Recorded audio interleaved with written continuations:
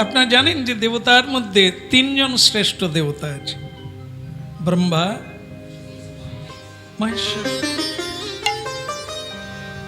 কিন্তু তিনজন তো বড় হতে পারে না, এদের মধ্যে আবার কেউ তো শ্রেষ্ঠ হবে। কে হবে? এক জায়গায় এরকম নেই, বিভিন্ন জায়গায় এখনো চলছে। এখনো কেউ বলেন ভোলানাথের মতো কেউ এত বড় নেই। কেউ বলছেন ব্রহ্মাজি, ব্রহ্মাজি শ্রেষ্ঠ। এরকম কেউ বলছেন ভগবান বিষ্ণু শ্রেষ্ঠ। এই তর্ক বিতর্ক কে যে বড়, এটা এখনো বিতর্কের মধ্যে আছে, অনেকেই সেটা করে। ভাগবত সুন্দর একটি কাহিনীর দ্বারা এই ব্যাখ্যা দান করেছেন, শিক্ষা দান করেছেন ভগবান। সুখদেব গোস্বামী পরীক্ষিত মহারাজের হৃদয় থেকে এই পাপ দূরীভূত করার জন্য তিনি কাহিনী ওনার কাছে বলেছিলেন যে পুরাকালে ঋষি মুনিগণ সরস্বতী নদীর তীরে, দেখবেন যে কোনো কথা বললে সরস্বতীর কথা আসে। তিনটি নদী হচ্ছে পৃথিবীতে শ্রেষ্ঠ, গঙ্গা, যমুনা আর সরস্বতী। এই তিনজনের মধ্যে আবার শ্রেষ্ঠ হচ্ছে সরস্বতী। পবিত্রতার দিক থেকে, শ্রেষ্ঠত্বের দিক থেকে হচ্ছে সরস্বতী। কিন্তু দুঃখের বিষয়, পৃথিবীতে সেই সরস্বতী নদীর নাগাল পাওয়া যায় না, কারণ তিনি অন্তঃসলীলা, ভেতর দিয়ে আছে, তাই তার দেখা সহজে সবাই পায় না। এককালে ছিল, যেকালে ভাগবতে দেখা যায় পরীক্ষিত মহারাজ সরস্বতী নদীর তীরে মৃগয়া করছিলেন, কলির সঙ্গে দেখা হয়েছে। কিন্তু সেই সরস্বতী নদী আজ আর দেখা যায় না। ত্রিবেণী সঙ্গম কোথায়? ভারতবর্ষের মধ্যে কোথায়? সেখানে গিয়ে দুটো নদী দেখা যায়, কিন্তু তিনটি নেই, গঙ্গা, যমুনা আর সরস্বতী। এখন শুধু গঙ্গা যমুনাই আছে, কিন্তু সরস্বতী নেই, বিলুপ্ত। তা যাই হোক, পুরাকালে সরস্বতী নদীর তীরে, এই পবিত্র নদীর তীরে সাধু সন্তগণ, যোগী ঋষি মুনিগণ একত্রিত হয়ে ভগবত কথা আলোচনা করছে। পরিপ্রশ্নেন, যিনি শ্রেষ্ঠ ব্যক্তি থাকবে তার কাছে প্রশ্ন করে সন্দেহ ভাজন করে নিতে হয়। সন্দেহকে শাস্ত্রীয় ভাষায় বলা হয়েছে গ্রন্থি, গাঁট। গাঁট লাগানো আছে, এটা খুলতে হবে। তা আমাদের এই সন্দেহ, প্রকৃত ভগবান কে, প্রকৃত শ্রেষ্ঠ কে, প্রকৃত কার উপাসনা করতে হবে, এসব সন্দেহ থাকে। কেউ বলেন কালী বড়, কেউ বলেন দুর্গা বড়, কেউ বলেন শীতলা মা, শীতলা বড়, ইত্যাদি ইত্যাদি নানা রকম নানাজন বলে। প্রকৃত যে কে শ্রেষ্ঠ, কারা আরাধনা করাই মনুষ্য জীবনের শ্রেষ্ঠতা, কোনখানে ভাগ্যের খাতা খুলবে, কোন দেবতার পুজো করলে, আমরা প্রকৃতই কেউ তা জানি না। বাড়িতে লক্ষ্মী পুজো হয়, কিভাবে হয় কে জানে? কজন জানে যে লক্ষ্মী চৈত্র তো পড়েই না। ওই পূর্ব থেকে কলঙ্গায় দরজার মাথার উপরে একটা ইট বের করে দেয়, তার উপরে লক্ষ্মী গণেশ থাকে, আর ঠাকুর মশাই আসে করে, পুটি শাঁখ বাজানা রে, বলে ঠাকুর মশাই তুমি নিজে বাজি দিয়ে চলে যাও, ফাঁকা নেই। এই লক্ষ্মী পুজো হয়ে চলছে বাড়ি বাড়ি, হচ্ছে না? কিন্তু লক্ষ্মীর আবির্ভাব কোথা থেকে, লক্ষ্মী কি করে সংসারে জানি না, এটা জেনে করি না। লক্ষ্মী পূজা মহিমায় আকৃষ্ট হয়ে করছি না, পুরাকাল থেকে এইভাবেই হয়ে আসছে। তা আমরা বলি যে ওই মানে দরজার উপরে ওইখানটা একটা ইট বের করে রাখ, বলি ওই রকমই তো দেখে আসছে। আগে মাটির ঘর ছিল, আমার বাপ ঠাকুর দাদা এটা ওই, এটাকে কি বলে, কলঙ্গা। এই আমার মাটির ঘরে দেখবেন কলঙ্গা, দুটো কলঙ্গা আছে। এই যে এইখানে ওই মাটির ঘরটা, বলো রাধে রাধে। কলঙ্গায় মা লক্ষ্মী, আমরা থাকি রুমে, মা লক্ষ্মী আর গণেশ ওই কলঙ্গায় থাকে। ওরা নামতেও জানে না, খেতেও জানে না, শুধু বৃহস্পতিবারে নকুল দানা, দুটা পানি ফল, এর বেশি ওরা খেলে পেট খারাপ হবে। আমরা এরকমই জানি যে ওই করে আসছে সবাই। এটা না, এটা জানুন আপনারা। লক্ষ্মী চৈত্র বই পড়ুন, আপনারা গ্রন্থ ভাগবত পড়ুন। মা লক্ষ্মী দেবী কে, উনি কি করে আমরা জানি। উনি থাকলে টাকা পয়সা থাকবে, চাল ধান হবে, ইত্যাদি সবজি হবে, সব হবে, বাড়ির উন্নতি হবে। তাহলে সব বাড়িতে লক্ষ্মী থেকেও এত ঝগড়া হচ্ছে কেন, এত অবনতি কেন? জানা হয়নি, জানতে হবে। যাই হোক, সেইভাবে এই জানা হয় না কার আরাধনা করব। আরাধনানাং শ্রেষ্ঠ, আরাধনার মধ্যে কার আরাধনা শ্রেষ্ঠ? জীবন তো একটা সামান্য সময়, কার আরাধনা করব? একবার লক্ষ্মীর, একবার দুর্গা, একবার সরস্বতী, একবার কার্তিক, গণেশ, এরকম করতে করতে জীবনের সময় কোথায়? এগুলো জানতে হয়। এই জন্য ভাগবত হচ্ছে পরমাশ্রয়। যেন তেন প্রকারে ভাগবত বোঝার চেষ্টা করলে সব বোঝা হয়ে যাবে। অষ্টাদশ পুরাণের মধ্যে শ্রেষ্ঠ হচ্ছে ভাগবত, কারণ ভাগবতী হচ্ছে স্বয়ং ভগবান। স্বয়ং জগৎগুরু নারদ জগতের কলিকালের মানুষের জন্য ভাগবত প্রণয়নের উপদেশ দান করলেন ব্যাসদেবজিকে, যে কলিকালে এছাড়া আর কোনো উপায় নাই। তাই ভাগবতের প্রতিটি শ্লোক হচ্ছে পুণ্য শ্লোক, যা পাঠ করলেই পুণ্য অর্জন করা যাবে, যা পাঠ করলেই স্বীকৃতি অর্জন করা যাবে, যা পাঠ করলেই গুরু গোবিন্দকে জানা যাবে। রাধে রাধে। তো বেশিরভাগ মীমাংসা না হয়ে কি হয়, তর্ক হয়ে যায় না। হ্যাঁ হ্যাঁ, কিসে কিসে তুই যে বড় বলছিস, এটা কি করে বড় হয়? শাস্ত্র নিয়ে বেশিরভাগ আমরা তর্কে জড়িয়ে পড়ি। তর্কে কোনোদিন মীমাংসা হয় না। জান পাই জানা, জানতে হবে। কোথা থেকে জানবো? মধ্যস্থ শ্রী ভাগবত। দুজনের মধ্যে যখন ঝগড়া হয়, তখন তৃতীয় ব্যক্তি এসে মীমাংসা করেন। এই মানুষের যে সন্দেহ, অবিশ্বাস, দ্বন্দ্ব, সন্দেহ, এগুলি ভঞ্জন হবে কে? জ্ঞানী গুণী ভাগবত বেত্তা।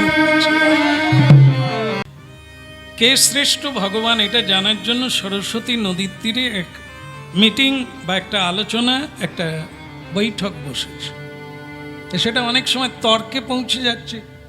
কে ভগবান? কেউ বলছেন ভগবান বিষ্ণু, কেউ বলছেন ব্রহ্মা, কেউ বলছেন নীলষষ্ঠী ভগবান। আজকে তো সব জল ঢেলে সব ঝিমিয়ে যাচ্ছে, সব জল ঢালা পাটি তো বাবার মাথায়। ঠিক আছে, খুব শুভ দিন। তো সেই এই তর্ক হচ্ছে ভগবানকে, শ্রেষ্ঠ ভগবানকে। তিনজনই ভগবান, কিন্তু এদের মধ্যে মহিমায় শ্রেষ্ঠ কে হবে? তো এরকম একটা সময়ে ভগবান ভৃগু মুনি, শ্রেষ্ঠ জ্ঞানী ব্যক্তি, তিনি সেখানে এসে প্রপন্ন হলেন। নিদায় গৌর। এবার কি হবে? প্রশ্ন করতে হবে তার কাছে, যিনি জানেন। তারা আমরা প্রশ্ন করি কি, তুই তো বলতো, তুই তো আশ্রমে আছু, বলতো গরুর কটা পা?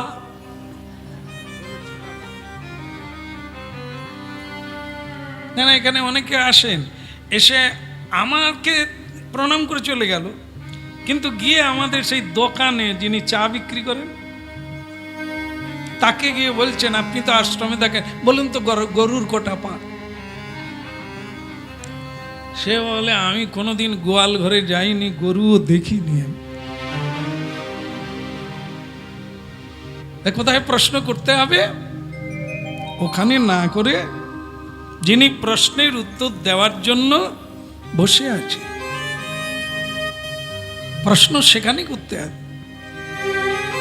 পরিপ্রশ্নেন জ্ঞানীন তত্ত্বদর্শী শ্রদ্ধাবান লভতে। সব জ্ঞান সবার কাছে আছে, শুধু একটা জ্ঞান নেই, সেটা হচ্ছে দিব্য জ্ঞান, যেটা হচ্ছে প্রকৃত জ্ঞান, যথার্থ জ্ঞান। সেই জ্ঞানটাই নাই। বাকি সাংসারিক জ্ঞান, দৈহিক জ্ঞান, এ জগতের জ্ঞান সকলের আছে, কারো কম কারো বেশি, প্রত্যেকেই জ্ঞানী, মূর্খ কেউ না। কিন্তু প্রকৃত জ্ঞানী তাকে বলা হয় যিনি আত্মতত্ত্বজ্ঞ, যিনি নিজেকে জানে। যেমন আমরা অনেককে জানি, অনেকের দোষ গুণ বিচার করি, এই অমুক লোক, এই অমুক এরকম, কিন্তু নিজেকে জানি না আমি কে। এই হচ্ছে অতত্ত্বজ্ঞ। আগে মানুষ নিজেকে জানবে, তবে সে অপরকে জানতে চেষ্টা করবে। যে নিজেকে জানে সে অপরকে জানবে, যে নিজেকে ভালোবাসে সে অপরকে ভালোবাসতে পারবে। আর যে নিজেকে ভালোবাসতে পারে না, নিজেকে জানে না, নিজেকে চেনে না, যত্ন করে না নিজের, সে অন্যের যত্ন নিতে।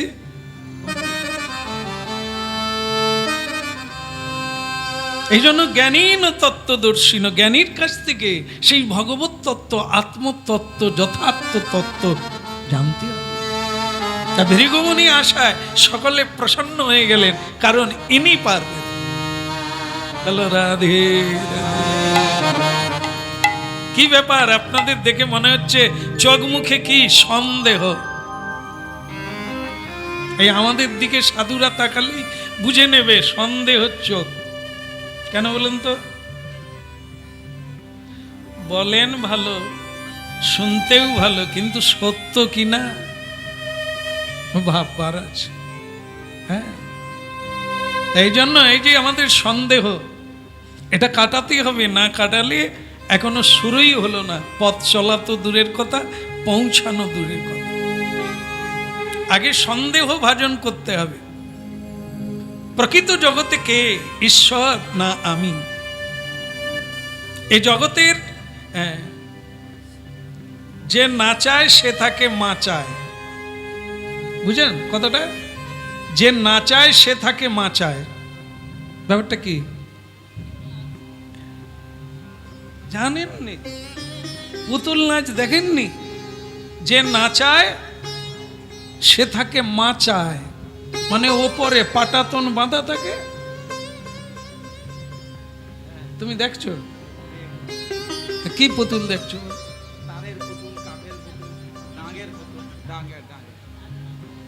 দেখছো, কিন্তু তুমি যে নিজে পুতুল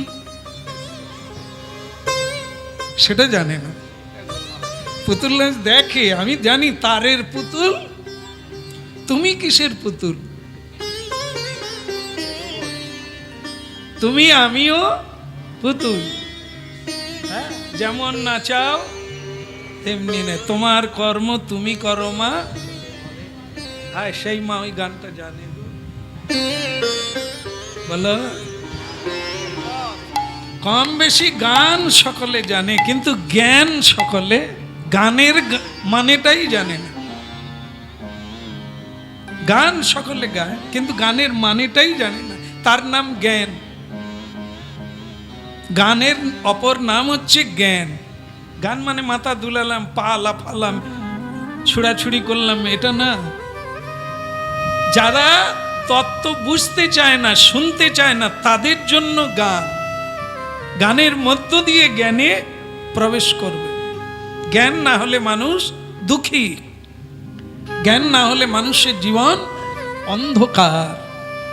জ্ঞান মানে আলো, অজ্ঞান মানে অন্ধকার।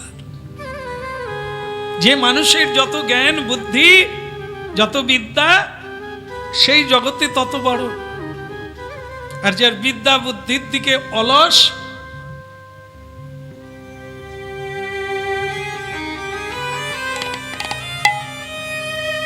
কি ভাগ্য করছিল। বলো রাধে রাধে। মাথা চাপড়াবে, আর জ্যোতিষী পেলে হাত দেখাবে।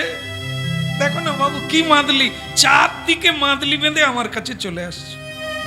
হাত তুললে এইখানে চারটা, এখানে চারটা, এখানে ঝুলছে, তবু তার ফেড়া কাটে।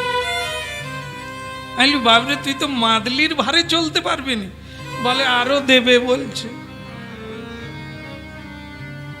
আমরা এই মাদলি ঝুলিয়েও কোনো কাজ হবে না। 10টা আঙ্গুল আছে, 10টা আঙ্গুলে আংটি আছে। আমি কি তোমার কথা বলছি? আংটি 10টা হাতেই আংটি, তবুও বলছে শ্যামসুন্দর কি যে হচ্ছে আমি বুঝতে, যতকে রায়। তাহলে আর আংটি পরে কি হবে, হাতে ঘা হয়ে যাচ্ছে। ওসব খুলে দিয়ে নিতাই গৌর বলো, দেখবে সব। শুধু ভাগ্য ফিরাতে গেলে ভোর 4টায় উঠতে হবে। ভালো লাগছে না খারাপ লাগছে? উঠে দেখবেন, ভোর 4টায় উঠে ঠাকুরকে প্রণাম করুন, একটু কীর্তন করে কাজে লেগে পড়ুন। ভোর 4টায় ভাগ্য খুলে যাবে। যার যার ভাগ্য মাদলি পরে কাটেনি, এইটা একবার করে দেখবেন। ভোর 4টায় উঠুন, সেবার কিছু না। দেখবেন ডাক্তার ডাকা বন্ধ হয়ে যাবে, হাসপাতাল যাওয়া কমে যাবে। ভোর 4টায় উঠে প্রাণ খুলে একটু তালি দিয়ে কীর্তন করে কাজে লেগে যান, কই বাত নেই। নিতাই বাস, ভাগ্যের চাকা ঘুরে যাবে। খালি রোগ জ্বালা নিয়ে যার সঙ্গে দেখা, আগো খালি যা খাই,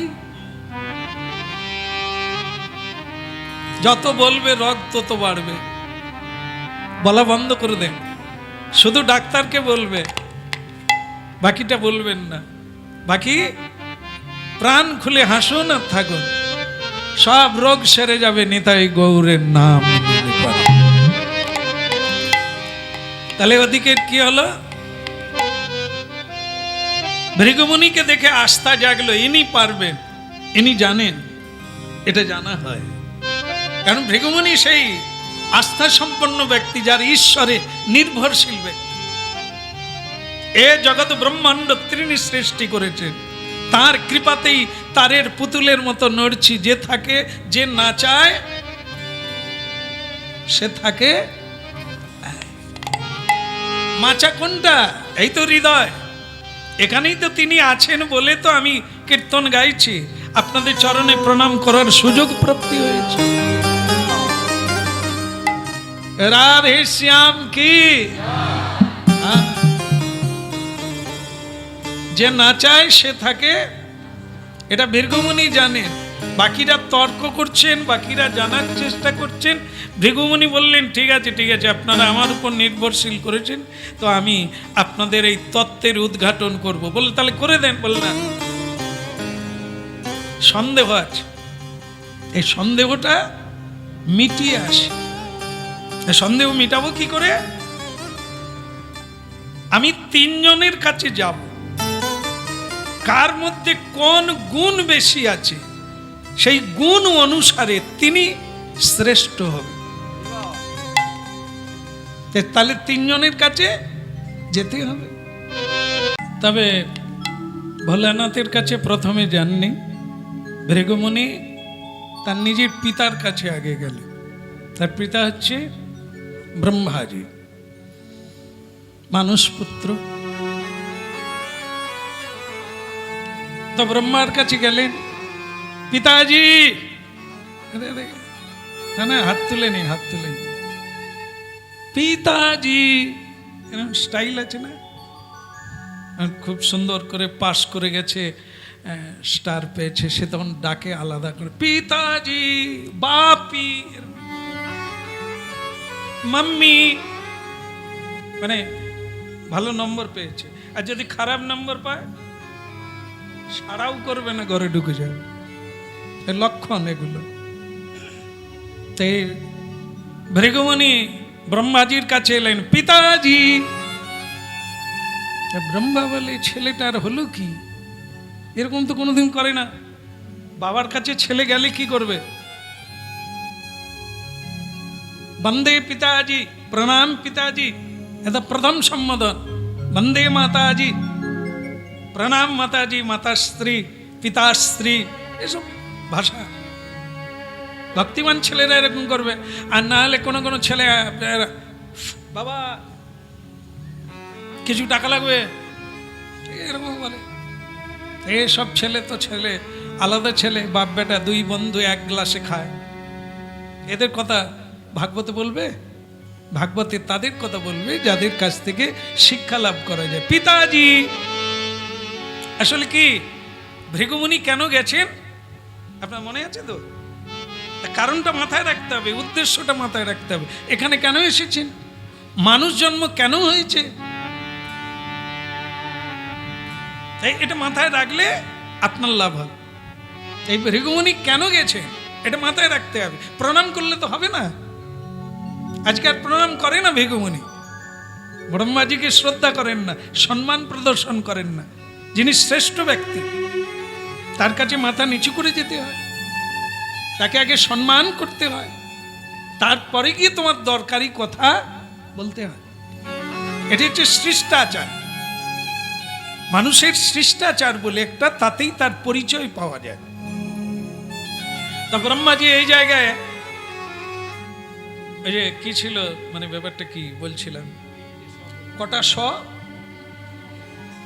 তার একটা শ। ব্রহ্মা রেগে গেলেন, এই রাগ ক্রোধ। নরকে যাওয়ার কটা রাস্তা? তিনটে, তার মধ্যে এটা কোনটা? ক্রোধ, এটা একটা নরকের দ্বার। রাগ হয়ে গেল, ক্রোধ হলো, তো আপনারই ক্ষতি হলো, আর আপনি অন্যেরও অনেক ক্ষতি করবেন, পরিবেশ নষ্ট করবেন। আপনি যেখানে যেখানে যাবেন সেখানে সমস্যা তৈরি হয়ে যাবে। ক্রোধ এমন একটা জিনিস।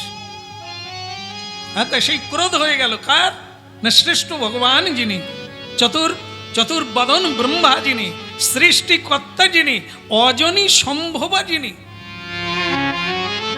যার আমাদের মতো সাধারণভাবে মায়ের গর্ভে জন্ম হয় না, পিতামাতার ঔরসে জন্ম হয় না, যিনি পদ্মের উপরে জন্ম হলেন, যার নাভি কমল থেকে প্রকাশ, সেই ব্রহ্মাজির এরকম ক্রোধ এসে গেল। কেন না? ভৃগুমুনি তো পরীক্ষা চালাচ্ছে। ভৃগুমুনি পরীক্ষা চালাচ্ছে কোন প্রভুর মধ্যে কোন গুণ বিদ্যমান, এটার উপরেই মানে ঠিক করা হবে কে শ্রেষ্ঠ আর কে কনিষ্ঠ। পদে পদে পরীক্ষা দিতে হবে। হ্যাঁ, লেখাপড়ার পরীক্ষা তো অনেকবার দিয়েছে, অনেক বছর হলো। মানবিকতার পরীক্ষা দিতে হবে, ওটার চাইতে এটা কঠিন। কি কর্তব্য, কিভাবে কার সঙ্গে ব্যবহার, এ পরীক্ষা সারা জীবন চলবে। আর এখানে জয়টাই হচ্ছে প্রকৃত জয়। লেখাপড়া করে বহুজন চুরি করছে, লেখাপড়া করে বহুজন জেল খাটছে। কিসের জন্য? এইটা না জানার জন্য। বলো রাধে রাধে।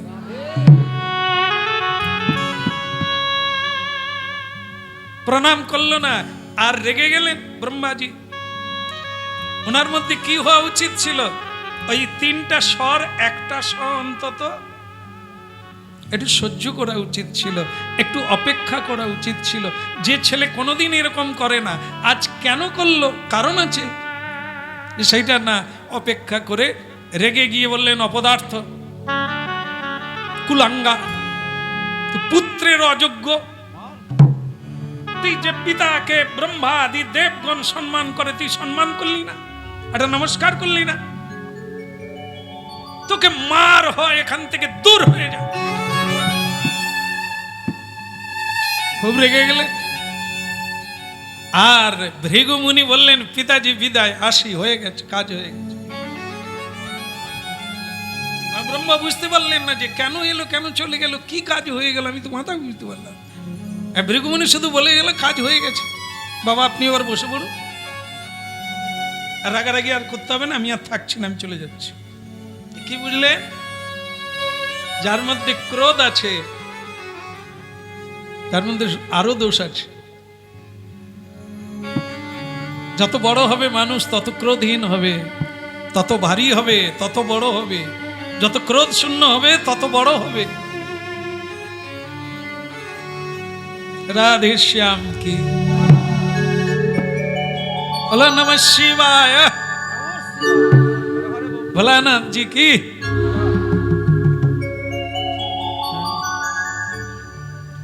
তো ভোলানাথ জি বেশিরভাগ ঘুমে ঘুমে থাকে। ঘুম মানে বুঝেন তো,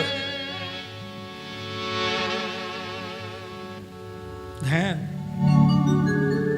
অনেকে তো বাড়িতে কাজের ভয়ে ধ্যান করে বসে থাকে। শীতের দিনে বেশি হয়। সকালবেলা কাজ করার জন্য বৌমাও ধ্যান করছে, শাশুড়িও ধ্যান করছে। সে বলে ও আগে উঠুক।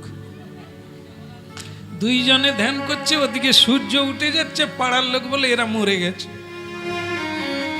তারা বালতি করে এনে দুইজনের মাথায় জল ঢালছে।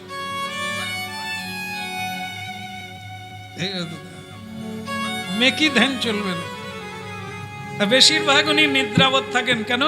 যোগ নিদ্রা, যোগযুক্ত হয়ে ব্রহ্মের সঙ্গে যুক্ত হয়ে থাকেন। তাই ওনার নয়ন হচ্ছে ভাষা, দেখছেন কিন্তু দেখছেন না, ভাবনায় থাকেন। তো সেই ভোলানাথজির কাছে ভৃগুমুনি পৌঁছে গেলেন। হরি ওম তৎসৎ।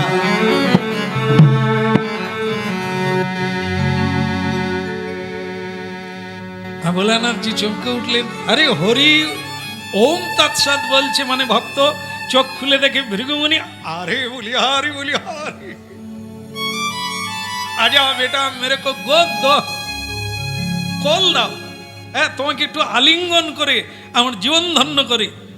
ভৃগুমুনি পিছিয়ে গেল।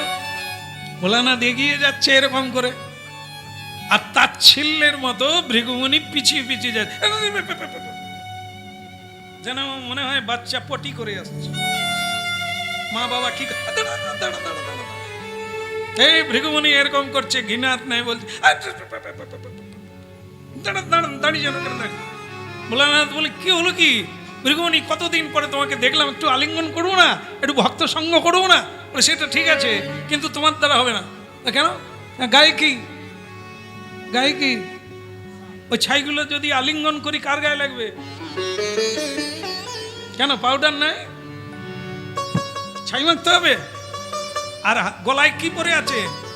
সাপের মালা, হাড়ের মালা। যখন আলিঙ্গন করবে চাপটা কার গায়ে পড়বে? আর যদি প্যাক করে কামড়ে দেয়? আবার সঙ্গে কারা? কোন সাধু আছে? ভূত পেত, ডাকিনী যোগিনী, এদেরকে নিয়ে আপনি থাকেন। আপনি দূরে থাকুন। আমি আমি স্নান করে এসেছি সরস্বতী নদীতে, তা আমাকে আপনি স্পর্শ করবেন না। ভোলানাথ বলি কি রে, আমি তোমাকে ভক্ত জ্ঞান করলাম, আর তোমার কাছে তো অভক্তের পরিচয় পাওয়া যাচ্ছে। এই ত্রিশূলটা কোথা রে? দেখি আর নন্দী ভিঙ্গি আছে, তার তো এক কথায় কথা শুনে বাবা বাবা ত্রিশূল, আর বাবা ধরে ভৃগুমুনিকে মেরে ফেলবে। আর তোমার একদিন ভৃগুমুনি ফটাং করে দণ্ডবোধ করে বলছে বাবা কাজ হয়ে গেছে, আমি চলি। তাতে ছোট নাই বলো বাবা খুঁজে পায় না, রেখে দে ত্রিশূল, রেখে দে। পালিয়ে গেছে ম্যাডাম, বেঁচে গেছে, পালিয়ে গেছে, মেরে ফেলতাম একবারে। ভৃগুমুনি দেখলো এখানেও কাজ হয়ে গেছে। কি বলেন তো? দুর্দান্ত জিনিস। ভোলানাথ রেগে গেল। ভৃগুমুনি দেখলেন শ্রেষ্ঠ হতে গেলে এই জায়গাটাও তাকে একটা মানা উচিত ছিল। দেখুন ভগবান বিষ্ণু যদি বিশ্বের শ্রেষ্ঠ হয়, স্রষ্টা হয়, কত মানুষ কত অপরাধ করছে, ভগবান কিছু বলছে? কিছু বলছে না। পাও ভেঙে দিচ্ছেন না, হাতও ভেঙে দিচ্ছেন না, কেড়েও নিচ্ছেন না, কিচ্ছু না। তিনি বলছেন তুই লাফালাফি করছিস, কর, বেশি লাফালাফি করলে পা ভেঙে যাবে, তোরই পা ভাঙবে, তুই শুয়ে পড়বি আল্লাহ ফাতে। উনি জানেন যে আমাকে কিচ্ছু করতে হবে না, ফাঁদ তৈরি হয়ে আছে। এ বিশ্ব চলছে সেই নিয়মে চলছে। ভগবান নীরব, নিথর, নির্বিকার, কোনো চাঞ্চল্য নাই। পৃথিবী ধ্বংসের দিকে যাচ্ছে, মানুষ গ্যালোরে করছে, ধর্ম নাই, কর্ম নাই, হ্যাঁ, সব নষ্ট হয়ে গেছে, মানুষ আর নাই, সত্যবাদী কেউ নাই, সব বলছে। কিন্তু ভগবান নীরব, হাসছেন, আগেও যা ছিলেন আজও তাই আছে। কারণ তিনি জানেন যে আমি যে নিয়মটা দিয়ে দিয়েছি, মানুষ তার ফল নিজেরাই প্রাপ্ত বলার লাগবে। এই ব্রহ্মাজি কেটে গেল, ভোলানাথজি কেটে গেল, এ চললেন ভগবান বিষ্ণুর কাছে। ভগবান বিষ্ণুর কাছে যে পৌঁছে গেলেন, দেখলেন ভগবান বিষ্ণু নিদ্রায় নিমগ্ন, শয়নে আছে। মা লক্ষ্মী দেবী তার পদসেবা করছে। এটা একটা নতুন দৃশ্য দেখলেন। ভগবান কোনোদিন ঘুমায় না, কিন্তু আজকে ঘুমাচ্ছে কেন? যে ঘটনাটা ঘটবে তা ঘটতে দিতে হবে। আমি না ঘুমলে ঘটনা ঘটবে না, তাই তিনি ঘুমাচ্ছে। আর ভৃগুমুনি একেবারে ঘরের মধ্যে অন্তঃপুরে প্রবেশ করে গেলেন। আর প্রবেশ করে মা লক্ষ্মী দেবী তার পদসেবায় নিরত, চিরজাগ্রত সেবাময়ী মা সেবা করছে। আর স্বয়ং ভৃগুমুনি গিয়ে আমার প্রভুর বুকের উপরে এক সজোরে লাথি পদাঘাত করলে, যেটা দুই জায়গায় করে না। দেখুন কত তফাৎ, দেখুন এর আগে দুই জায়গায় শুধু নমস্কার করে না, তাতে তারা রেগে গিয়েছে। আর এখানে নিদ্রিত ভগবানের কমল বুকে গিয়ে একটা সজোরে পদাঘাত করলে। ভগবান নীরব, ভগবান বিষ্ণু নির্বিকার। উঠেই তাড়াহুড়ো করে উঠে বলছেন, আহা কি কৃপালু সাধু আপনি, আসুন। ভগবান গলায় কাপড় দিয়ে সম্বর্ধনা করলে। আবার জিজ্ঞাসা করছেন, আপনার আসতে কোনো অসুবিধে হয়নি তো?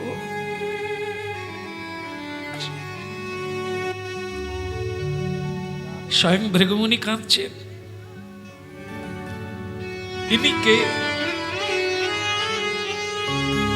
কার বুকে লাথি মারলাম?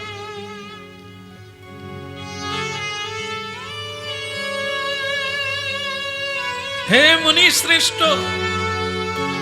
আপনি যে আমার পাষাণ বুকে লাথি মারলেন, আপনার চরণে লাগেনি তো? আপনি ব্যথা পাননি তো? কারণ আমার হৃদয় পাষাণ। এই পাষাণ হৃদয়ে আপনি ভজন, উদার চেতা, সাধু, কমল চরণ, আপনি পাষাণের বুকে মারলেন, আপনার ব্যথা লাগেনি তো?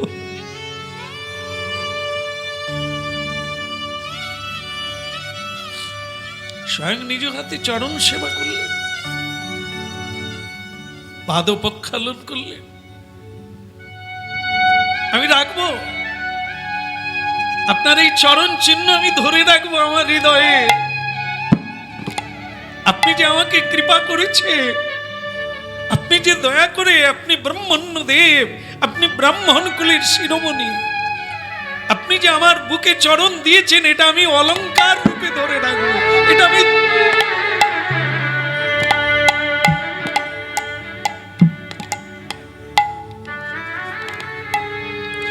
ভৃগুমুনি দণ্ডবত প্রণাম করলেন, প্রভু অপরাধ ক্ষমা করবেন। সমুদ্রকে পরীক্ষা করতে যাওয়া উচিত নয়,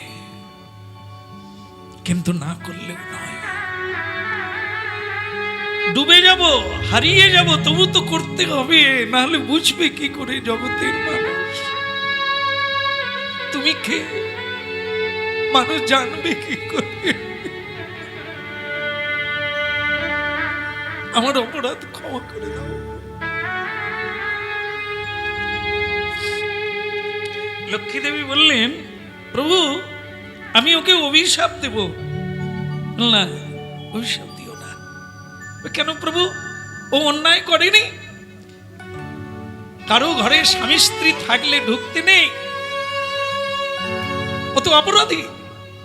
তুমি শয়নে আছো, আমি সেবা করছি, ও ঢুকে গেল।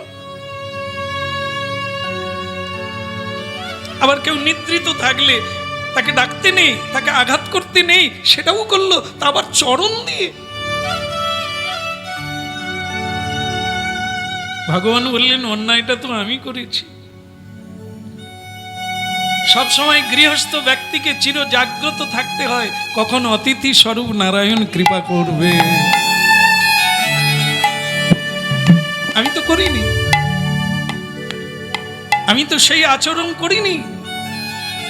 আমি অলস হয়ে আমি নিদ্রা যাচ্ছি, উনি তো আমাকে এসে জাগিয়ে দিলেন, জাগো জাগো, ওঠো, বসো, লক্ষ্য রাখো। জীবনটা ঘুমিয়ে নয়, এভাবে কাটিয়ে দিলে হয় না, ও তো জানিয়ে দিল। লক্ষ্মী দেবী বললেন, প্রভু এভাবে ব্যাখ্যা করা যায়? ব্যাখ্যা যেভাবে নেবে সেভাবেই। সাধুদেরকে ছোট করে দেখতে নেই, যে কোনো ভাবে সাধু আসা মানে অধমের প্রতি কৃপা করেই সাধু এসেছে। ভক্তমন্ডলী মায়েরা, ভৃগুমুনি চলে গেলেন এখান থেকে, বিদায় নিয়ে চোখের জলে বিদায় নিলে। কেন না, তিনি ভগবান পেয়ে গেছেন। বিশ্বের কল্যাণ যিনি করতে পারেন, তিনি সর্বসহিষ্ণুতার শিরোমণি আমার প্রাণ।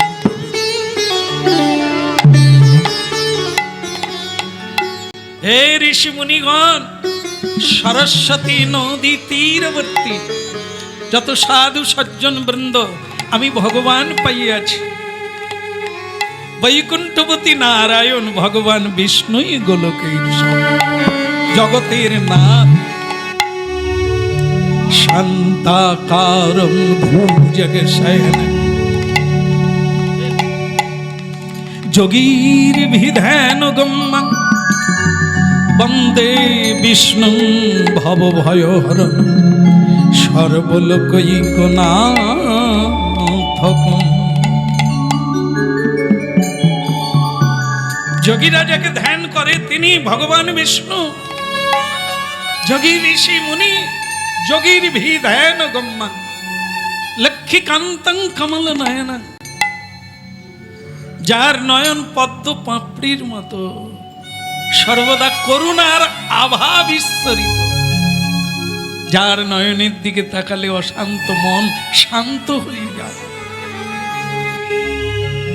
যার চরণ প্রান্তে স্পর্শ করলে, প্রণাম নিবেদন করলে মানুষের সকল অহংকার দূরীভূত হয়ে এক নির্মল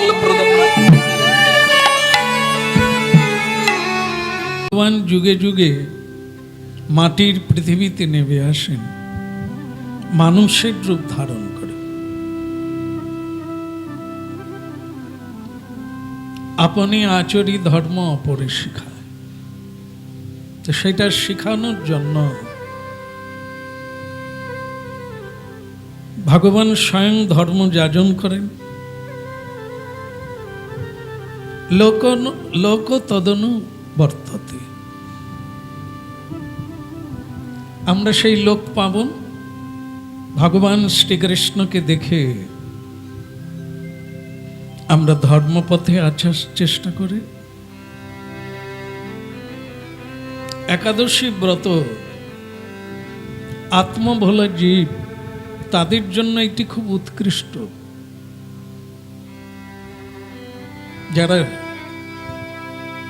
সংসার সবসময় চিন্তা করে,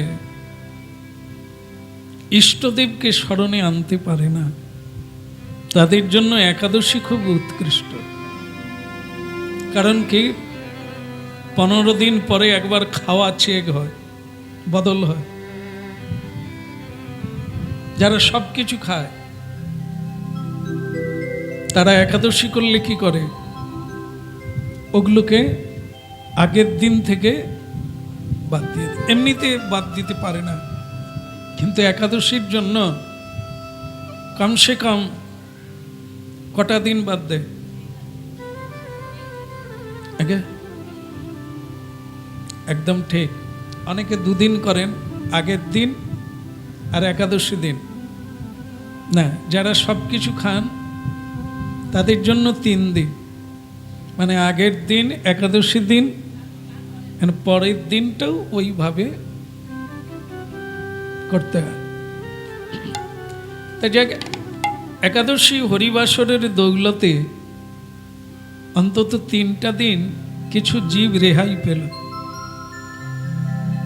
তারা অন্তত 3টা দিন বেঁচে গেল। তারপরে কিন্তু আর রেহাই পাবে না, ছাড়বে না। না হোক 3টা দিনও তো কম না।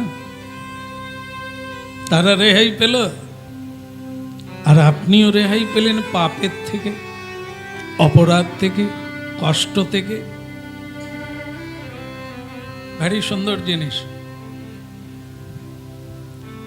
আপনি এইভাবে যত কষ্ট দিয়েছেন, ভগবান যেখানে যেখানে বিরাজিত, যে দেহের মধ্যে বিরাজিত, আপনি তাকে কষ্ট দিয়েছেন। সে মানুষ হতে পারে, জীবজন্তু হতে পারে, গাছপালা হতে পারে, যে কোনো।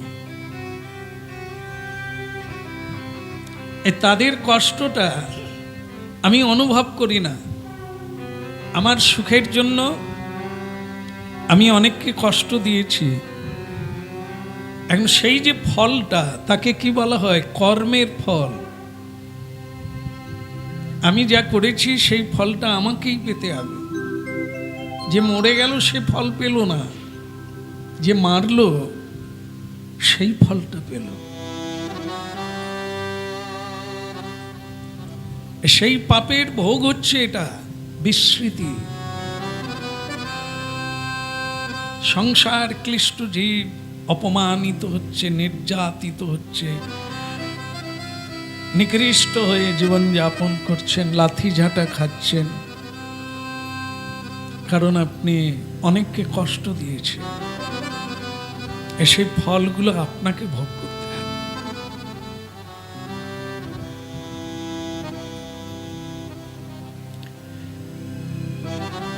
একবারে কঠিন মানুষ, মানে দানবের মতো তার হৃদয়, কোনো দয়া মায়া নেই, কাউকে কষ্ট দিতে তার কোনো কষ্ট হয় না। রাস্তা দিয়ে যেতে যেতে একটা মাকড়সা, মাকড়সা জানেন? হ্যাঁ, তা যদি জানেন কটা পা, এর সব গুণই দেখেছেন?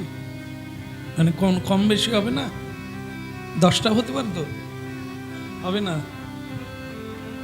পড়েছেন না শুনেছেন? যাই হোক, পা নিয়ে সমস্যা নেই, মাকড়সা নিয়ে সমস্যা। একটা রাস্তা দিয়ে মাকড়সা যাচ্ছে। এই দানব প্রবৃত্তি মানুষটি রাস্তা দিয়ে যেতে যেতে মাকড়সা আস্তে আস্তে করে যাচ্ছে। এই লোকটা পা দিচ্ছিল, জুতো পা দিয়ে দিচ্ছিল মারিয়ে, কিন্তু কি যেন তার মনে হলো, আরে কি সুন্দর হাঁটছে। আর তিনি কি করলেন, একটু পাটাকে একটু লম্বা করে ফেললেন, তার মাঝখানে মাকড়সা থেকে গেল, বেঁচে গেল, চলে গেল। তো ওই ব্যক্তির ওই দিন মৃত্যু হলো।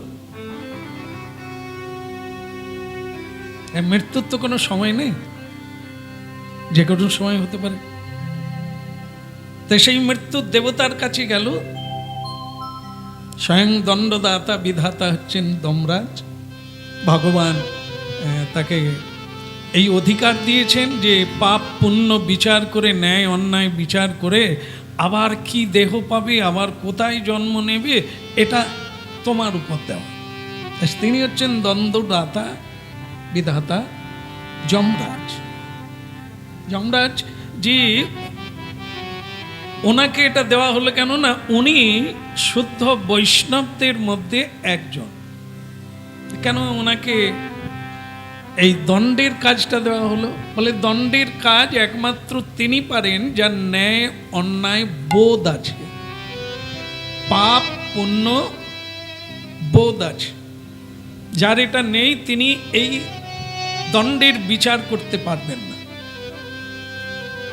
সেখানে গেল, এবার মানে বিচার হবে। তা বিচার কি করে হবে? আমরা তো অনেকেই কর্ম করে যাচ্ছি, তা আমাদের বিচারটা কে ধরে রেখেছে? আপনারা কি কোনো ডায়েরি লিখে রাখছেন? লিখছেন কি? অনেকে লেখেন, মানে যারা বুদ্ধিজীবী শিক্ষিত মানুষ, অনেকে দিনলিপি আছে, প্রতিদিন কি কি ঘটছে সেটা নোট করে। রাত্রিতে শোয়ার আগে ক্লিয়ার করেন নোটিশ যে আজ সারা দিনে কি কি হলো। তবে এটা করা ভালো, এর অনেক উপকারিতা আছে। আপনারাও করলে করতে পারেন, বিশেষ ঘটনাগুলি লিখে রাখতে পারেন।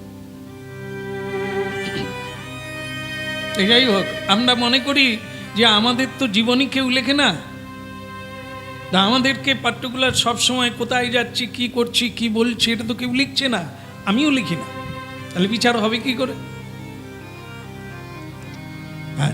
যার উপরে দায়িত্ব আছে তিনি এটা লিখছে। দণ্ড যাকে দিতে হবে তার দায়িত্ব আছে সারা জীবনটা কি কি কর্ম করছে সেটা দেখার উপরে আগামী জন্মটা বেশ ভালো জায়গায় হবে না একটু জ্বালা টালা পাবে, এরকম জায়গা দেবে, এটা তো ওনাকেই ভাবতে হবে।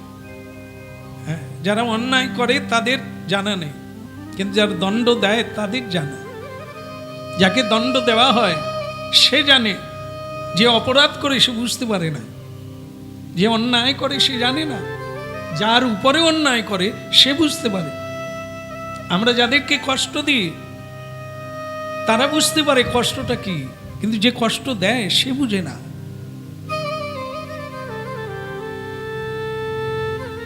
একে রাখে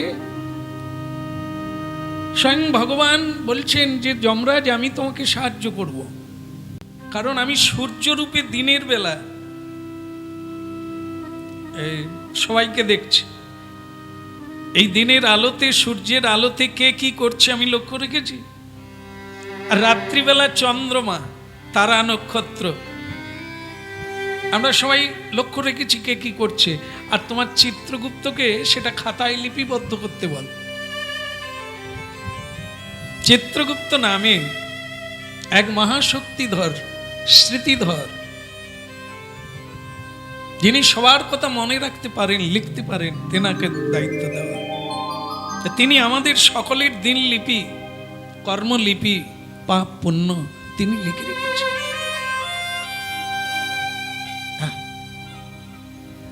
এর যদি আগে জানতাম যে কেউ আমার দিনলিপি লিখছে, তাহলে আমি ভালো কাজ করতাম গো, লেখা থাকতো। আমাদের যে কোনোদিন বিচার হবে এটা ভাবিনি বলেই তো কর্ম বদল হয়। আমাদের যে কোনোদিন জবাবদিহি করতে হবে কারো কাছে, কি করলে তুমি সারা জীবনটা, এটা তো আমরা ভাবিনি। আমরা শুধু এটাই ভেবে রাখছি যে এই জন্ম হলো মানে লেখাপড়া শিখবো, তারপরে একটা কর্ম করব, তারপর একটা বিয়ে করব, বাচ্চা হবে, বাচ্চার মা বাবা হবে, তারপর মরে যাবো, বাস। এই জন্য আমাদের কুকুর বিড়ালের চাইতে বেশি কিছু হয়নি। বাচ্চার বাবা মা হয়ে গেলাম, কুকুর বিড়ালও জীবন ধারণ করছে, আমরাও জীবন ধারণ করছি। তাই ক্রমশ আমাদের বোধ শক্তি, আমাদের জীবন ধারণ অতি নিম্নমানের হয়ে যাচ্ছে। নিকৃষ্ট মানুষের সঙ্গে মেলামেশা, আমাদের কোনো ঊর্ধ্বগামী জ্ঞানী গুণী মহৎ ব্যক্তির সঙ্গে যোগাযোগ নাই।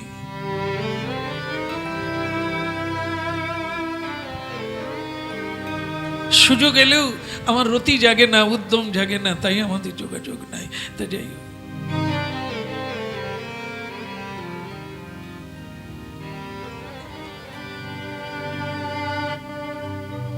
ওই যিনি মাকড়সাকে ডিঙিয়ে চলে গেলেন,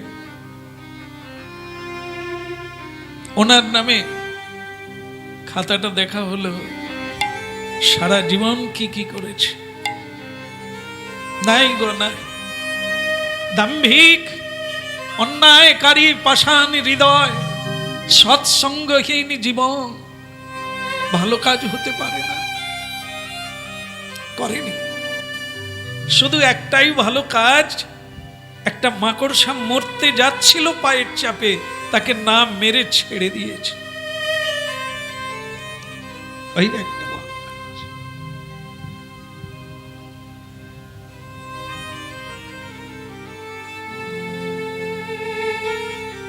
ঠিক আছে ঠিক আছে, ওই ব্যক্তি মারা গেল, তার বিচার হলো একে নরক কুণ্ডে ফেলে দাও। এর কোনো ভালো কাজ নাই। একটা ভালো কাজ করেছিল, যে প্রাণ বাঁচিয়েছিল, সেটা পরে দেব, আগে নরকে সাজা হয়ে যাক। সে তো সামান্য, একটাই কেবল ভালো কাজ।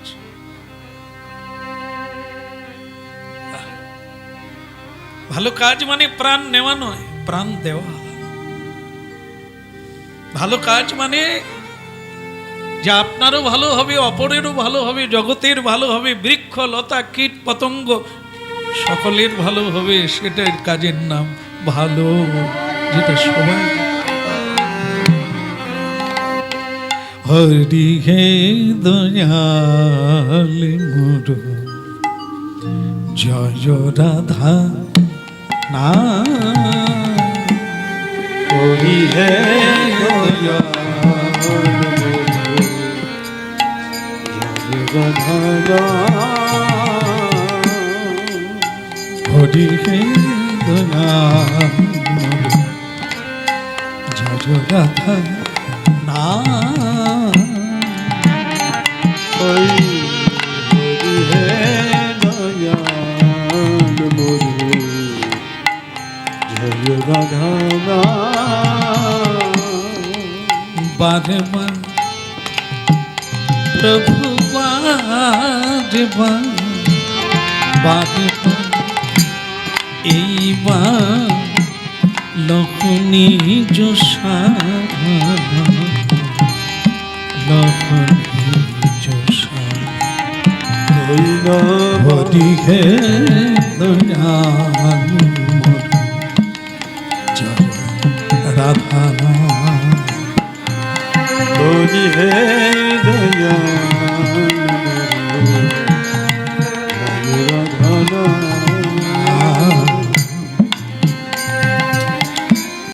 বখুজনি ভ্রমিনা তিলইনু সত,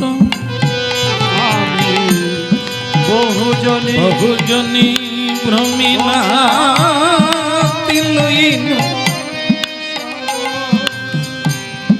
নিজ গুণে কৃপা কর, তুমি নিজ গুণে কৃপা কর, হে রাধারমণ, হে রাধারমণ,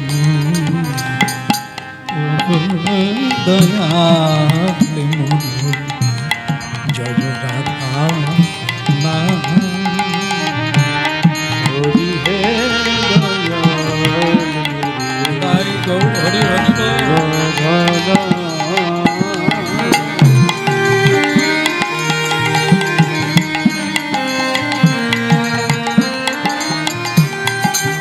জয় রাধানা,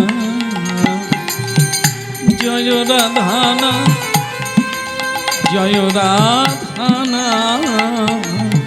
জয় রাধা, হরি হে জয় রাধা না,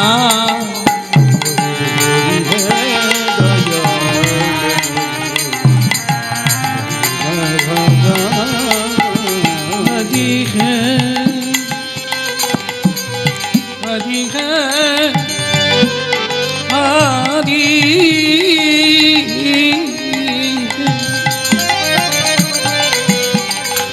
हरि है, हरि है, বুঝিহে দয়াল জয় রাধা বুঝিহে দয়াল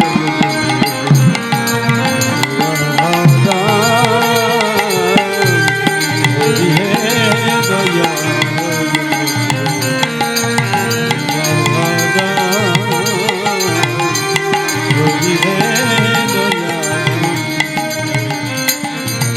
জয় রাধা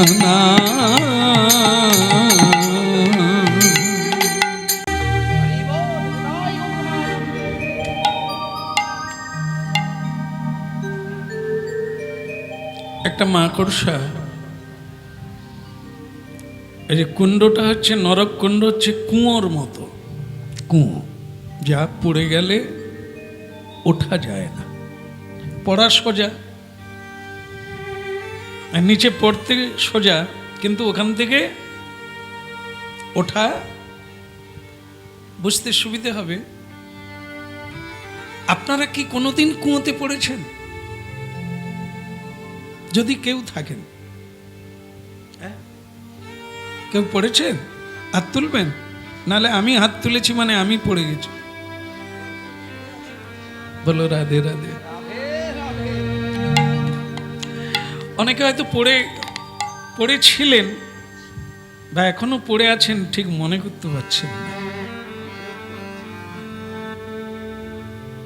সংসারটাকে একটা কুয়ো বলা হয়। এটা শুধু এক জন্ম নয়, অনেকগুলো জন্ম ধরে পড়ে আছে, এখনো মুক্তি হয়নি, এখান থেকে উঠতে পারেননি। জানেন আপনারা যে এখানে পড়া কিরকম? নরকের দ্বার কাকে বলে? নরকে যেতে গেলে 3টে দরজা আছে। বলবো না, বাদ দিয়ে দেবো। মানে আপনারা শুনতে চাইছেন কেন? ওই দরজা দিয়ে যাবেন নাকি?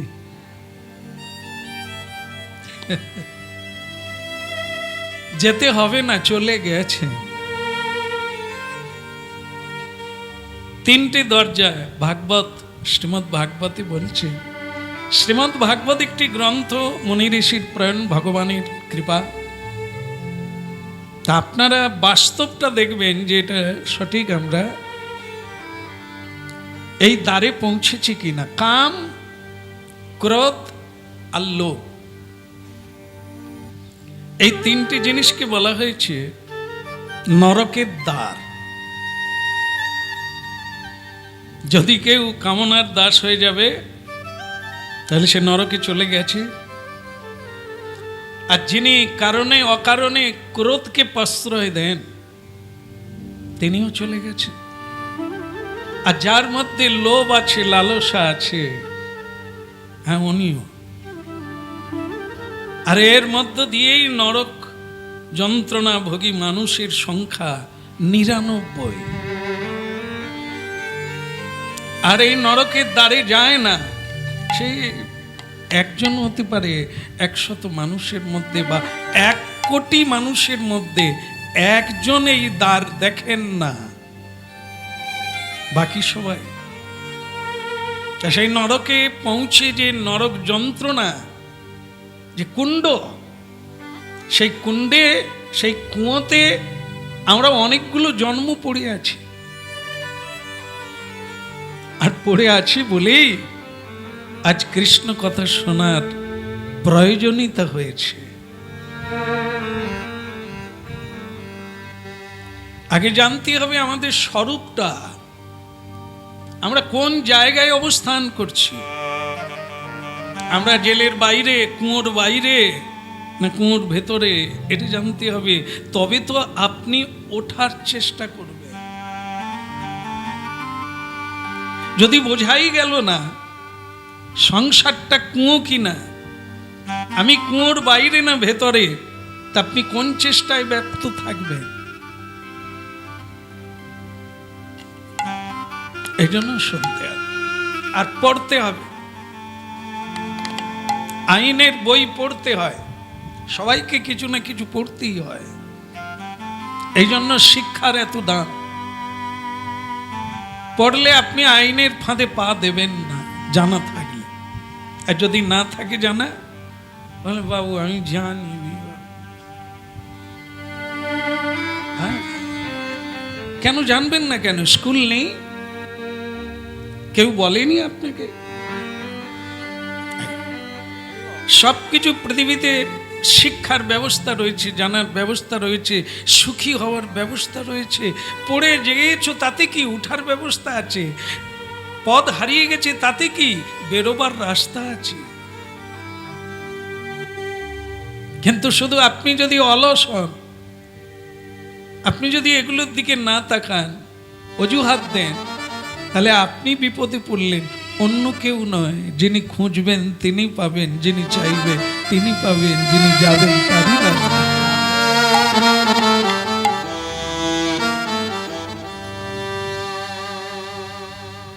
ওই নরক কুণ্ডের মধ্যে একটি মাকড়সা নিচু থেকে উপরে উঠছে, যেখানে দণ্ড পাচ্ছে।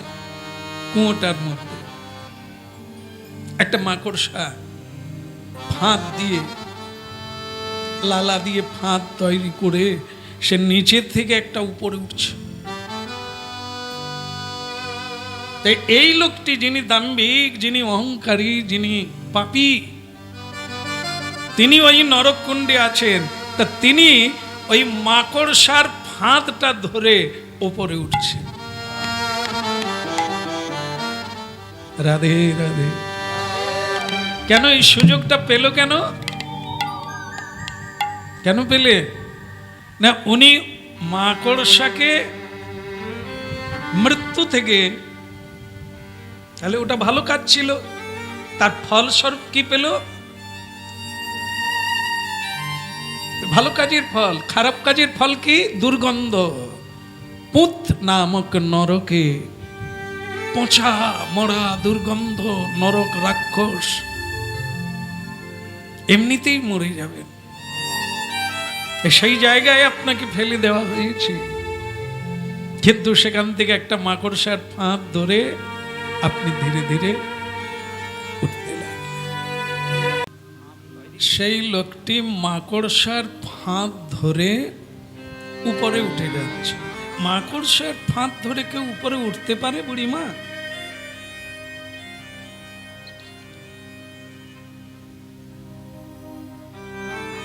এটা তখনই সম্ভব হয়, জীব যত নিকৃষ্টই হোক,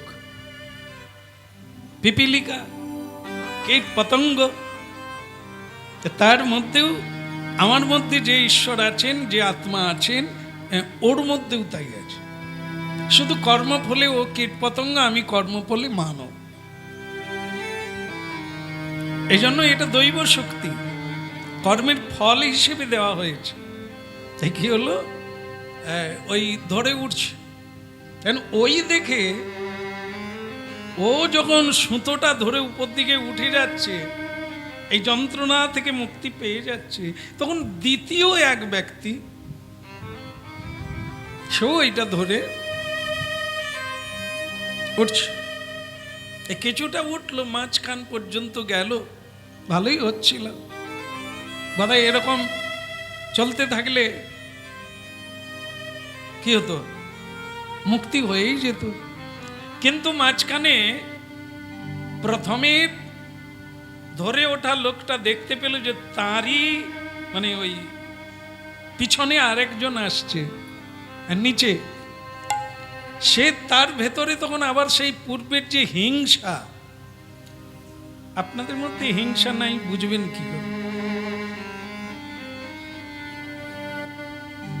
সবচাইতে বড় হিংসা হলো একজন এগিয়ে যাচ্ছে, বড় হয়ে যাচ্ছে, তার সব হয়ে গেল। এটা আমার মধ্যে আছে, আমি বুঝতে পারি। আপনাদের নাই, তাই বুঝতে পারেন না। রাধে রাধে। পার যদি হই, আমি একা হব, অন্যজন হতে যেন না পারে। সেই সুতোটা ধরে যিনি উঠছিলেন, তিনি দেখলেন যে আরো একজন আসছে। আর এদের তারপর ওপর থেকে লাথি মারলো, তার ঘাড়ে করে লাথি মারলো, মাথায় লাথি মারলো, বাস যায়নি। তাই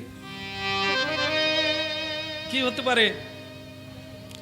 আরে সে সুতো আটটিকে, সে তো ধর্মের সুতো, ভালো কাজের সুতো, তাই ধরে ওঠার সুযোগ পেয়েছিল একটা সামান্য মাকড়সার ফাঁদ, লালা। কিন্তু যখন মাঝখানে গিয়ে অন্যায় করলো, লাথি মারলো, ও সুতো আর নাই, দুজনেই কেটে পড়ে গেছে।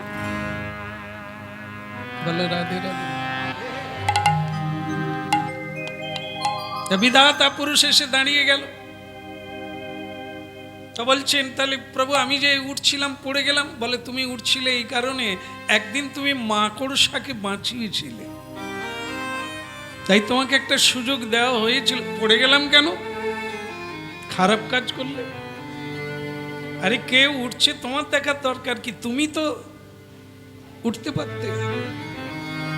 তো ওখানে গিয়ে তুমি কি করলে? আবার হিংসা চালু করে দিলে। এই জন্য আর তুমিও উঠতে পারলে না, ও পারলো না। তা আগেরটা ছিল ভালো কাজ, ভালো কাজের ফল তোমাকে সুযোগ দেওয়া হয়েছে। খারাপ কাজের ফল আবার তুমি নরকে পড়ে গেলে।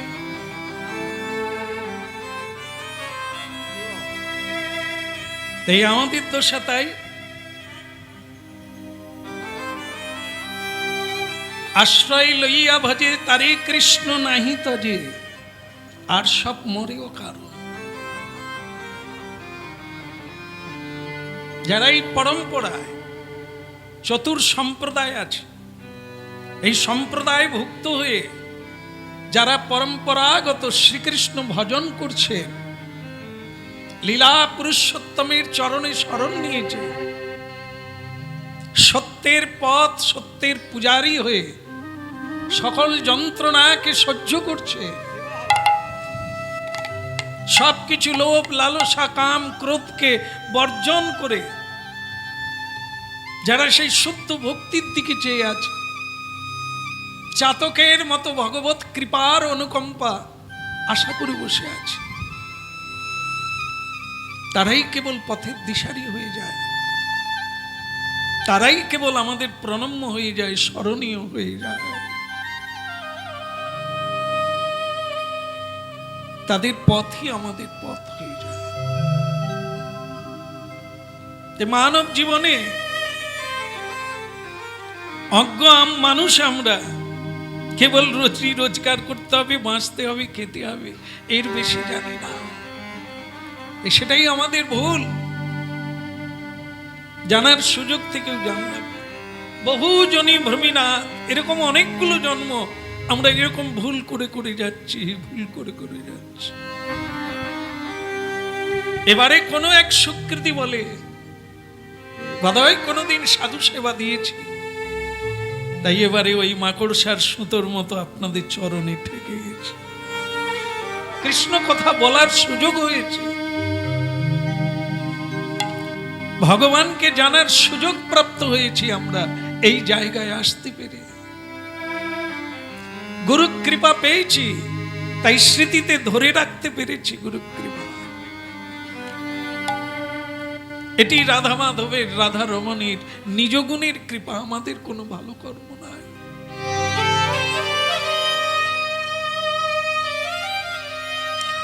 এই কৃপাম্বুধির যস্য হৃদয়স্য সর্বস্ব,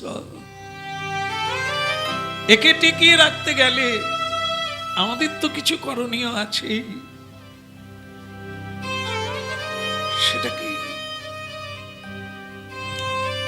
জন্ম জন্মাঞ্জিত কর্মরাশিকে যদি ভস্মসাৎ করতে হয়, আমাদের ভক্তি, শ্রদ্ধা, বিশ্বাস বৃদ্ধি করতে হয়। তাতে কি হয়? বহু জন্মের পাপ তাপ রাশিকৃত ভক্তির প্রাবল্যে, ভক্তির অগ্নিতে এক জন্মে পুড়ে যায় এক নূতন নবজীবনের।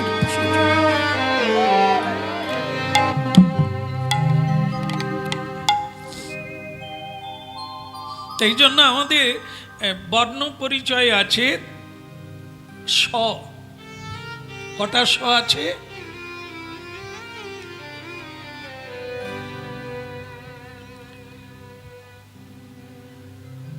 তালবস, পেট কাটা,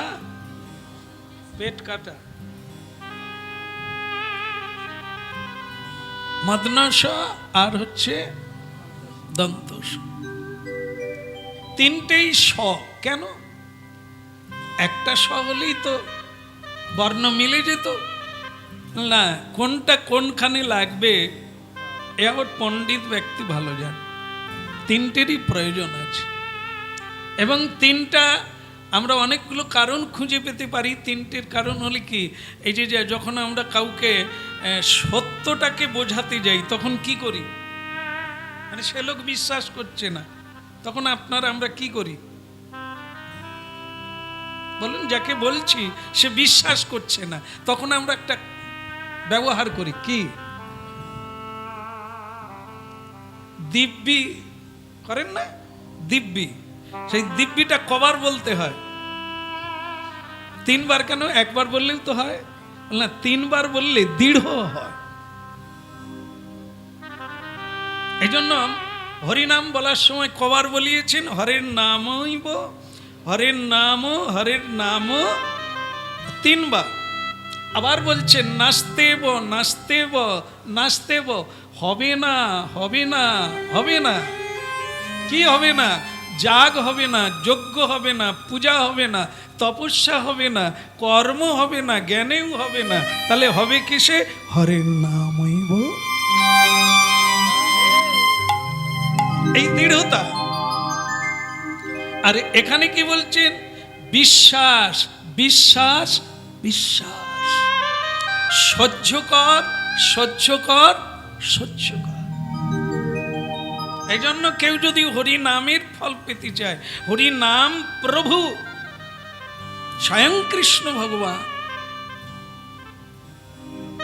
যেই নাম সেই কৃষ্ণ। এটাই আমরা দীর্ঘদিন হরিনাম করে গেলাম, তবু বলছি আর আমরা কি ভগবান পেতে পারি? হরিনাম করার পরেও বলছেন আমরা কি ভগবান পেতে পারি? আবার গান গাইবার সময় বলছেন যে এই নাম সেই কৃষ্ণ। এই জন্য বলছে নিজে আগে বোঝো। এক রাজার কাছে ভাগবত বেত্তা প্রতিদিন যায়। কেন যায়? ওখানে মায়না, যেমন তুমি গরিব বলে আমি তোমার বাড়ি যাই। বলো রাধে রাধে। দেখ ভাগবত বেত্তা রাজাকে ভাগবত শোনাচ্ছিল, তা শোনাতে শোনাতে মাঝে মাঝে যেরকম বলতে হয় আমিও যেমন আপনাদের বলি, বুঝতে পারছেন? বুঝতে পারছেন? আপনারা কি বলবেন তখন? হ্যাঁ, রাধে রাধে কি হয় এরকম, না হলে এরকম বলতে হবে। তো সেই পাঠক মানে ভাগবত বেত্তা হরিকথা কৃষ্ণ কথা বলার পরে রাজাকে বলেন যে বুঝতে পারছে? সে রাজা তখন বলে তুমি নিজে বুঝো। তো পাঠক বুঝতে পারে না যে রাজা খালি আমাকে প্রতিদিন এই একটা কথাই বলে গেল। এই শেষকালে যখন ভাগবত শেষ হয়ে গেল তো বলছেন মহারাজ তাহলে আজকে যাই, আবার আগামীকাল আসবো। তো বুঝতে পারছেন তো আজকের বিষয়টা? বল তুমি নিজে বুঝো। বেশ কিছুদিন চলার পরে সব দর্শক যখন চলে গেছে শ্রোতা, তো তখন সেই পাঠক ঠাকুর মহারাজকে বলছে কি মহারাজ আপনি প্রতিদিন একটাই কথা বলেন, আমি ঠিক বুঝে উঠতে পারিনি বিষয়টা। আপনি যদি বলেন যে আপনি প্রতিদিন আমি ভাগবত শোনাই আপনাকে, আপনি আমাকে বলেন কেন? নিজে বুঝো। আচ্ছা আপনার কি মনে হয় আমি বুঝতে পারিনি? রাজা বলে এটাও তুমি বুঝতে পারো না যে তুমি বুঝতে পারো নি? বলে না আমি বুঝতে পারি না। বলে তাহলে আপনি বলুন ভাগবতের কোন একটা শ্লোক ধরে আমাকে শোনান এক্ষুনি, আমি বুঝিয়ে দিচ্ছি আপনাকে। সংকেতং পরিহাসং স্তোভং ছলনমেব বৈকুণ্ঠ নাম গ্রহণমশেষা গহরং বিদু। শ্রী ভগবানের দিব্য নাম যদি কেউ কাউকে সংকেত করে ডাকে, ডাকার ছলেও যদি কৃষ্ণ মুকুন্দ মুরারি নাম উচ্চারণ করে, স্বয়ং ভগবান বলে তাকেও আমি উদ্ধার করি। কেউ যদি কাউকে পরিহাস করতে গিয়ে হরিনাম কৃষ্ণ নাম বদনে উচ্চারণ করেনি, তাই গৌর বলে, তাহলেও আমি তাকে কৃপা করি। এগুলো ভগবত মহিমা, নামের মহিমা। এই শ্লোকটি হচ্ছে নামের মহিমা। মৈত্রেয় মুনি বিদুরজিকে বলছিলেন যে হরিনামের তুলনা হয় না, হরিনামের মহিমার অসীমতা, যা শেষ করা যায় না। আর সেটা বলতে গিয়ে গভীরভাবে ভক্তিভাবে বিশ্বাসের সহিত হরিনাম করবে, সে তুলনা তো বেদেও দিতে পারবে না। কিন্তু যদি কেউ এভাবেও হরিনাম করে, কাউকে ডাকাত চলে, পরিহাসের চলে, তাকেও ভগবান কৃপা করেন, কারণ সে নাম উচ্চারণ করেছেন। বলছেন যে হারাম, হারাম একটি গালাগালি শব্দ, হারাম, হারামখোর। সেখানেও বলছেন হারাম খোরটাকে বাদ দিলে কি হবে? এটাও যে বলছে সেও রাম নাম করছে, রাম নামই। রাধে রাধে। ভাগবতের শ্লোক বললেন, মহারাজ বললেন, তা আপনি বুঝেছেন? না, বুঝার কি আছে, আমি তো বুঝি বলেই আপনাকে বলো বোঝাচ্ছি। এইবার রাজা বলছেন, আপনি আমাকে কেন বোঝাচ্ছেন বলুন তো? আপনি আমাকেই বা বোঝাচ্ছেন কেন এত লোক থাকতে? তাহলে সত্যি কথা বলতে কি, পয়সাটা তো আপনি দেবেন। এই যে গতকাল আমার বউকে শাড়ি দিলেন, রানীমার আংটি দিলেন, খুশি হয়ে দিলে। এই যে আমি এত উপঢৌকন পাই, টাকা কড়ি পাই, সে তো আপনি দেন, তাই আপনাকেই বোঝাই। সঙ্গে রাজা বললেন, ভাগবতে কি বলল? যার নাম অছিলায়, অজান্তেও গ্রহণ করলে তার এত কৃপা হয়, তুমি ভাগবত করে যেটুকু পাও তাতেই সংসার চলে, ভাগবতের নামের মধ্যে তুমি ঢুকতে পারলে না। এই জন্য তোমাকে প্রতিদিন বলি, তুমি নিজে বোঝো। যে বোঝে যাবে তার আর অভাব থাকবে, কোনো দুঃখ থাকবে, কোনো যন্ত্রণা থাকবে যদি কেউ ভাগবত বুঝে।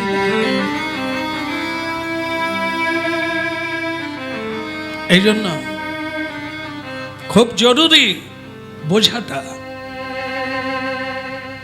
খুব করে বুঝতে। আর এটা যতদিন না বুঝতে পারবো, চারিদিকে শুধু অভাব, চারিদিকে শুধু যন্ত্রণা, ত্রিতাপ দগ্ধ জীবের আনাগোনা, ত্রিতাপ দগ্ধ জীবের শুধু চিৎকার, হাহাকার। আত্মীয় স্বজন বন্ধু বান্ধব কেউ সুখে নেই, যেখানেই যাবেন সেখানেই যন্ত্রণা, যার সঙ্গেই দেখা হবে তার সঙ্গেই দুঃখের কথা, বেদনার কথা, সুখের কথা না। কেউ একজনা বলছে না আমি প্রাণময় সুখে আছি গোবিন্দ। কটা স বলা হয়েছিল?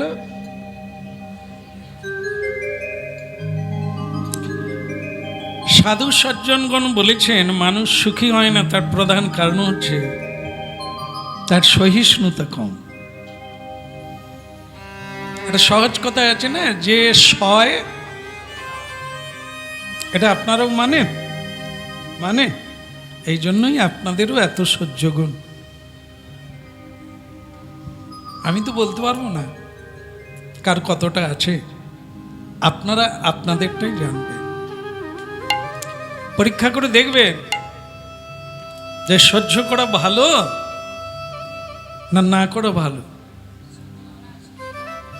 হ্যাঁ, কেন এখন অনেক মায়েরা মেয়েদের শিখিয়ে দেয় না, মুখে মুখে দিয়ে দিবি, না হলে বেড়ে যাবে। ও বলতে থাকবে মুখে মুখে, বলো রাধে রাধে। তা ওটা কি তিনটে স্বর মধ্যে পড়ে মুখে মুখে?